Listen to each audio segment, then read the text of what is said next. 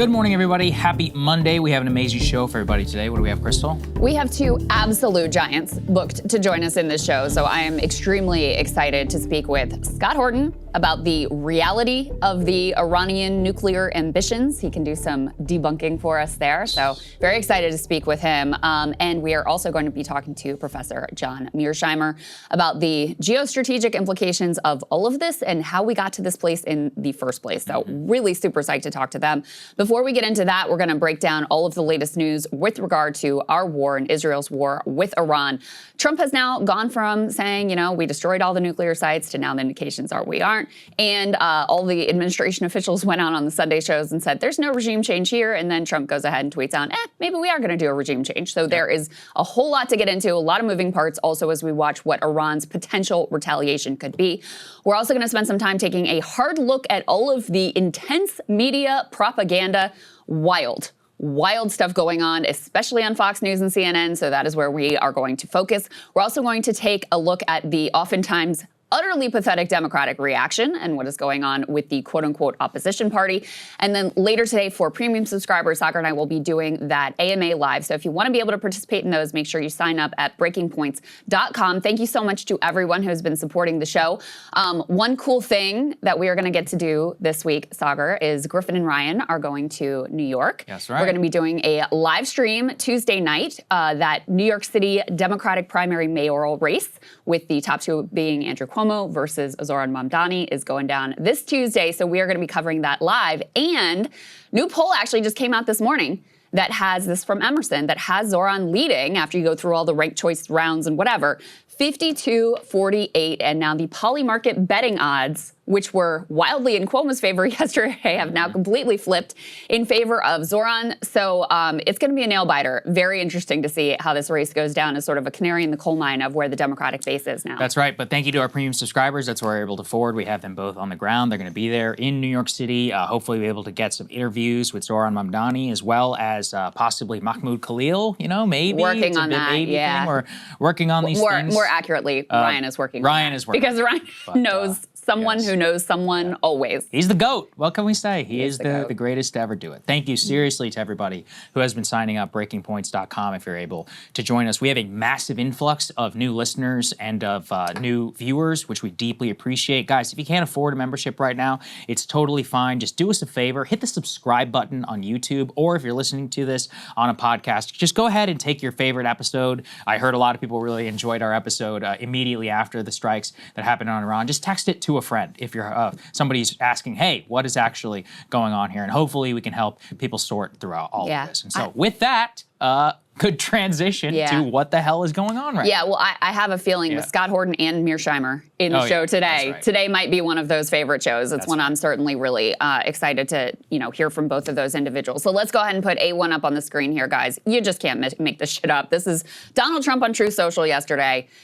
It's not politically correct to use the term regime change, but if the current Iranian regime is unable to make Iran great again, why wouldn't there be a regime change? Question. And then he says, Miga, make Iran great again instead of MAGA. Iran? You get that? You sure Iran is what stands in there? That's my best guess here. So, Saagar, before I even play all of the administration stooges who were sent out to say, there's no regime change here, before Trump completely undercuts them, I mean, how quickly have they moved the goalposts? Yes. Right? It's just extraordinary. Like, first, we're doing diplomacy. No, we don't want war. We just want diplomacy.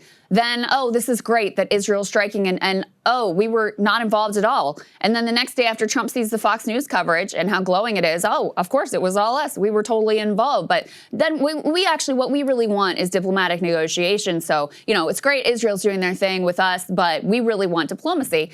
And then, very quickly, that diplomacy, obviously, because some of the lead negotiators were murdered, falls apart. And then it's off to the races. So now we've gone from, we're just going to drop a bomb on Fordo to, well, actually, you can't destroy the nuclear program just with bombing. So looky, I guess we're going to have to do regime change. And your two hosts here called it all along. I would have loved to be wrong, but that's where we are. I wanted to be wrong. I really did. You know, I wanted to see something that really challenged all of my priors about U.S. intervention in the Middle East. But cynicism is ultimately the only thing that can be rewarded here. We started with Israel has got it. All America has to do is give them the bombs. And then we're like, no. We just got to do one strike on these 3 facilities and then it's over. And now, as we're going to get into for the rest of the show, actually turns out, yes, the strikes were, quote, successful, possibly in knocking out some of those facilities, but the nuclear material itself is not there. It's going to go through a lot with Scott, which means what? Maybe we're going to have to go back and continue this. As of this morning, the IDF has removed all pretenses of this being about the nuclear program. They're bombing regime targets, including, political prisons or whatever from the Iranians, or apparently Iran had some doomsday clock about when Israel was going to be destroyed, and they bombed that. Just in case you're all aware of like what this is all really about. But with Trump, I mean, this really is a massive indictment of a lot of these MAGA influencers, because the MAGA line for the last week has been trust President Trump. He's got this. He's not going to do regime change. He tweeted it out. He just tweeted it out. Not only did he just tweet it out, he actually humiliated all 3 of his major, national security officials who went on television all day to assure the American public and the Iranians, listen, we are not trying to do regime change here. And look, if you want the evidence, I'm talking hours beforehand. Vice President J.D. Vance, National Security Advisor, Secretary of State Marco Rubio, SecDef, Pete Hegseth, they all said it over and over again. This is not about regime change, even though Trump literally said it is about regime change. Let's take a listen. Our view has been very clear that we don't want a regime change. We do not want to protract this or build this out any more than it's already been built out. We want to end their nuclear program, and then we want to talk to the Iranians about a long-term settlement here. So this mission was a very precise mission. It had 3 objectives, 3 nuclear sites. It was not an attack on Iran. It was not an attack on the Iranian people. This wasn't a regime change move. This was designed to degrade and or destroy 3 nuclear sites related to their nuclear weaponization ambitions. So is regime change off the table, Mr. Secretary? And to the chairman, you said the battle damage assessment is still ongoing, but do you believe that some nuclear capability in Iran remains? This mission was not and has not been about regime change. It's not about regime change. Incredible. Not doing regime change. Don't worry about it. It's not regime. And the reason why is because they're like, maybe we can come to some agreement with the Iranians. So the Iranians now have, look, whether it's true or not, at this point, the narrative is diplomacy was a ruse. And then it was, listen, we have nothing to do with this. This was only Israel. Now, actually, we did bomb you, but this is just about the nuclear sites. It's not about anything else. To now Trump is saying, so why would you want to negotiate with Trump? Like, at this point, let's put yourself in the strategic empathy. Okay? You don't have to like Iran. You don't have to like the regime. Put yourself in their shoes. What would you do? What would you do? And we'll continue, with these statements from U.S. policymakers. It's just preposterous. And also, I mean, I know we're going to get to this, but I want to preview this. The Trump speech is one of the most, it will live in history as one of the most extraordinary speeches in the U.S.-Israel relationship of all time. I mean, he literally tied the United States of America and Israel together. He thanked Prime Minister Netanyahu before he thanked the U.S. Air Force service members who dropped the bombs on Iran. He said, God bless Israel before God bless America. The game is up in terms of what this is all about. I mean, this is Israel's war. This is America's war. Donald Trump, our president, has chosen to fuse those two things together, and he is betting his entire presidency on this. Will it work out for him? I mean, he's got better political instincts than me, but at the very least, like for a lot of other people out there, if you deluded yourself, into thinking that there was some independence or whatever, maybe that was true at one point. I do not believe it to be true at all anymore. Donald Trump has made his choice. The die is absolutely cast. Saagar, I was thinking about this, and I have empathy, especially for people who, were looking at the genocide in Gaza and were like, I can't vote for a ticket that was part of this. And so they wanted to believe that maybe Trump would be different. And one of the analyses that was offered is Biden is a dyed-in-the-wool Zionist, like he's actually ideologically committed to the project, whereas Trump is purely transactional. But you know what? That should have been a red flag for us because no one's going to play the transactional game better than the Israel lobby. That's right. And that's that's a very just a fact. insightful thing, and that's actually really. One day we'll do like a full retrospective on how we got here, and there's a big reason why this is all happening, and it's a big part of that. Yeah, because just highlighted. If you actually have some sort of principle, even if your principle is like, I love Israel and I want what's best for Israel, this is not in the long run going to be best for Israel. I mean, people around the world hate this country now, right? You cannot bomb your way to safety and security.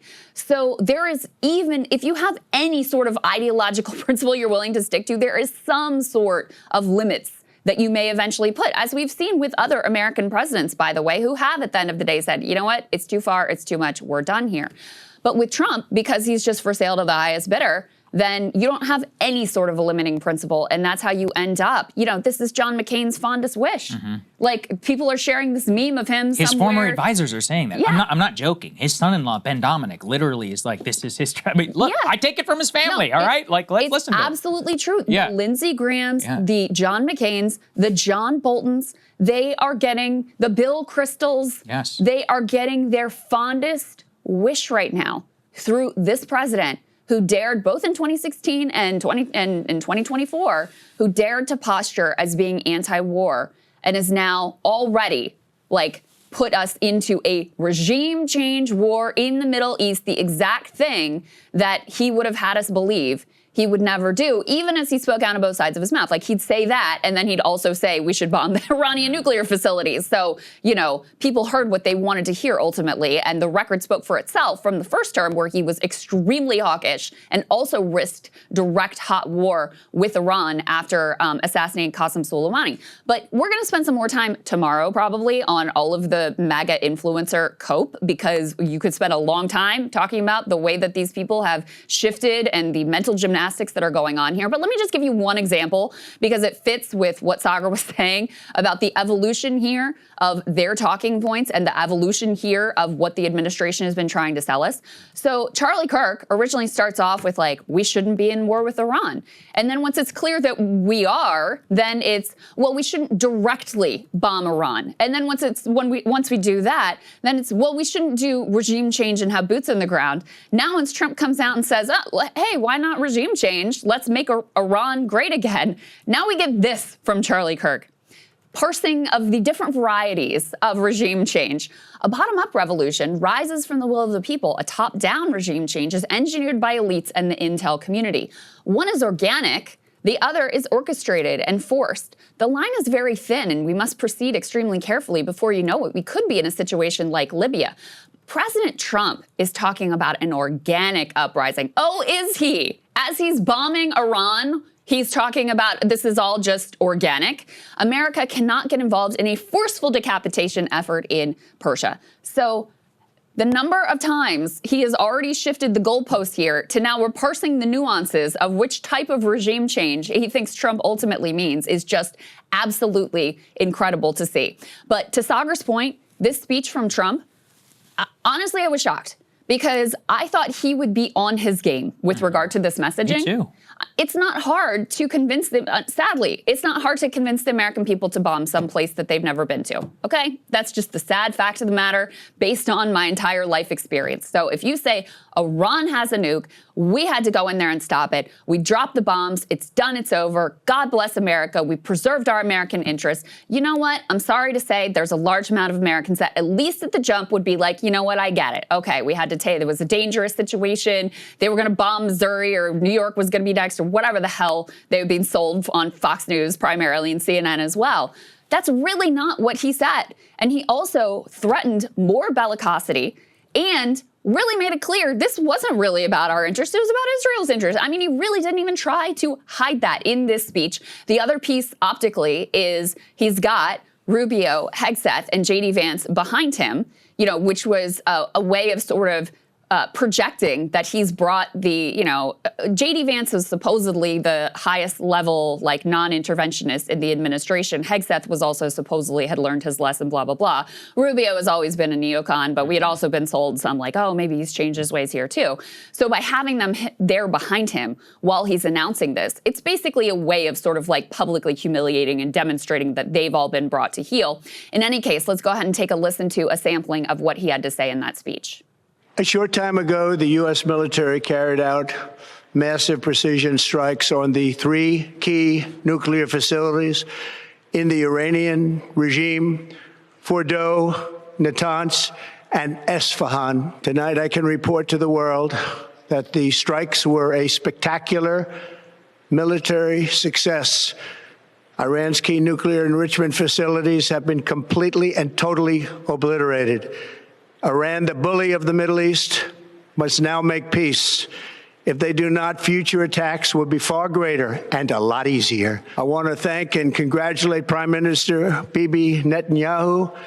We worked as a team like perhaps no team has ever worked before.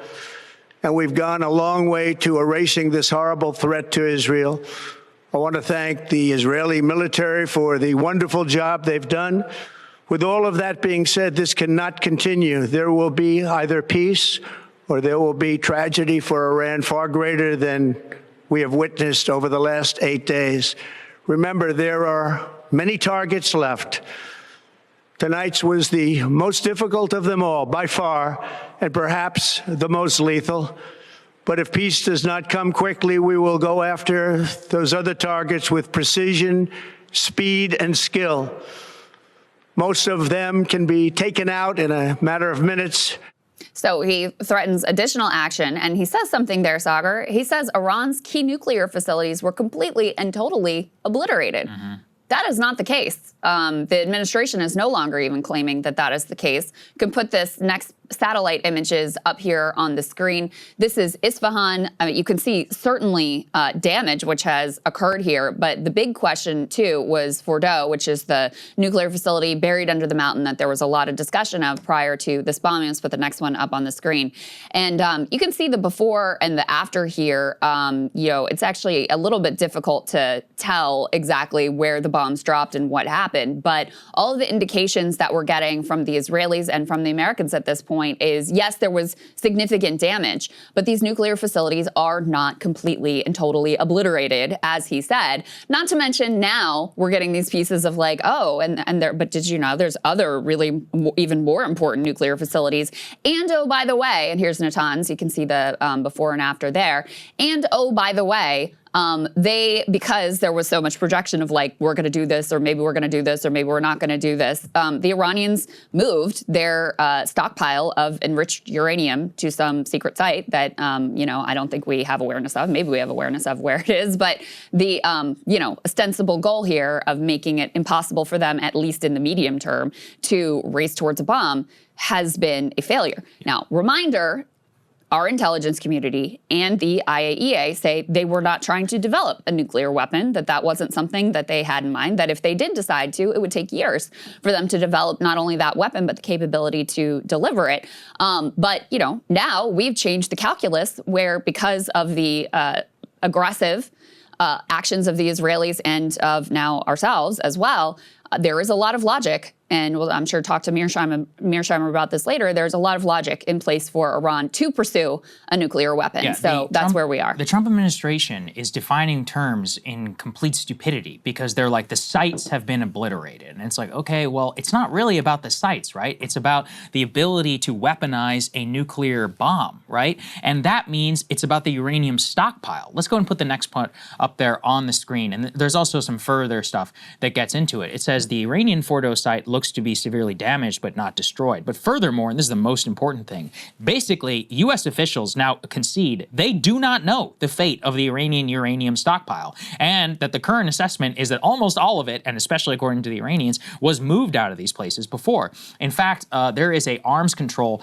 expert who I religiously followed. I have for 10 years on the North Korea nuclear program and more, and his current analysis is that not only does Iran not have access to this uranium stockpile, but there are several other facilities which are more recently built, of which the IAEA has not ever been inspected. They don't even know where they are, secret facilities and more, where they fully have the capacity to take this 60% uranium and enrich it to 90% if they wish to do so. As you just said, and we'll talk to Mearsheimer about, there has never been more strategic logic to have that happen. And in fact, there's already satellite imagery showing trucks and other Iranian, facilities that were going there before the strikes, maybe 2 or 3 days beforehand, and moving it out of there. Yep. Now, you may ask why the world's most moral and credible military, Israel, while they're bombing doomsday clocks, doesn't have the capacity, apparently, to bomb those trucks or to say, hey, why are these big trucks capable of using nuclear material there? Yeah, you may want to question that, including with the United States. This is the problem, is that now the stage is set for what? More strikes. Because like, oh, well, we didn't get it here. So actually we got to go back and we got to go get this, quote, nuclear material. And look, it's going to be the same logic. Israel doesn't have the bunker busters. They don't have the capacity. They actually hit Fordo again this morning, similarly trying to take out other things on the side. And again, begs the question, it's like, well, if we destroyed it, then why did they have to go back and hit it again? Look to the actions, not to the words. And because the actions tell us the entire story. And the story is clear. Also, I would show why the Iranian, the quote Miga tweet is so damaging. What did JD say in there? He said, we're not at war with Iran, which, bullshit, whatever. Okay, let's move past that. We're not at war with Iran. Their nuclear He said, facility. we're not at war with Iran. We're at war with their nuclear program. Then we want to come to an agreement. Now that agreement would be about this uranium stockpile. But we don't even know where that is. This is, I'm telling you, this is leaked from U.S. intelligence officials, other officials, the IAEA. They're saying, we have no clue. We don't know where it all went. Well, how do you get that? This is basically like the same Iraq playbook. The whole reason why boots on the ground and all that had to happen, not just for a regime change, it was sold to the American public as, we have to go and secure it ourselves. Yeah. What, Israel's going to go and secure it? The great geniuses in the IDF? Say, yeah, I'm sure that, some 19-year-old reservists who have now spent 2 years just like happy shooting around in Gaza are very proficient at being able. No, of course, it'd be only the U.S. military. And we haven't even gotten into Iranian retaliation. But I actually realized we hadn't even played that JD thing. So just so you guys can take a listen and to show how damaging the Make Iran Great Again regime change declaration was from Donald Trump, it directly undermines his alleged policy and actually makes it clear what the real policy is. Take a listen. Is the United States now at war with Iran? No, Kristen, we're not at war with Iran. We're at war with Iran's nuclear program. And let me just say, Kristen, that we're incredibly grateful and proud of the American Air Force pilots who did an incredible job last night. The operation was really extraordinary. I certainly empathize with Americans who are exhausted after 25 years of foreign entanglements in the Middle East. I understand the concern, but the difference is that back then we had dumb presidents, and now we have a president who actually knows how to accomplish America's national security objectives. So this is not going to be some long, drawn-out thing. We've got in. We've done the job of setting their nuclear program back. We're going to now work to permanently dismantle that nuclear program over the coming years, and that is what the president has set out to do. You could see it clear. He said that's what the president, and also, we had dumb presidents or whatever in the past. I mean, if that's the level of argumentation that we've been reduced to, it again comes back to trust Trump. You should not trust Trump. By the way, and this is the other thing, the neocons didn't trust Trump. When Steve Witkoff and it looked like negotiations and all that, what happened? What were they doing? They were like, he's a Qatari traitor, all this. Mark Levin was on TV and saying, Mr. President, you got to abandon this policy. They didn't trust him. They were a thorn in his side, and they won. That's why, because it was an overwhelming pressure campaign. Now, look, again, Trump's intentions, we'll never truly know what all of this is, but at a certain point, it really doesn't matter, again, because of the actions. So where things stand as of some, 36 hours post-strike are very clear. Is the Fordo facility and others, they appear to be, quote, severely damaged. We do not yet know where the stockpile is. We do have current indications that the Israelis continue their regime change operations. We have Donald Trump himself, who has declared regime change is a possibility that he'd be very okay with, if not wanting to affect. And we have all of the pieces in place to continue more airstrikes on Iran, if not a call for some sort of U.S. intervention. And All of this is before the Iranians have even responded to the United States, which of course is an open possibility, a dangerous one, and looks all the more likely right now. Yeah. Hey, if you like that video, hit the like button or leave a comment below. It really helps get the show to more people. And if you'd like to get the full show ad-free and in your inbox every morning, you can sign up at breakingpoints.com. That's right. Get the full show, help support the future of independent media at breakingpoints.com.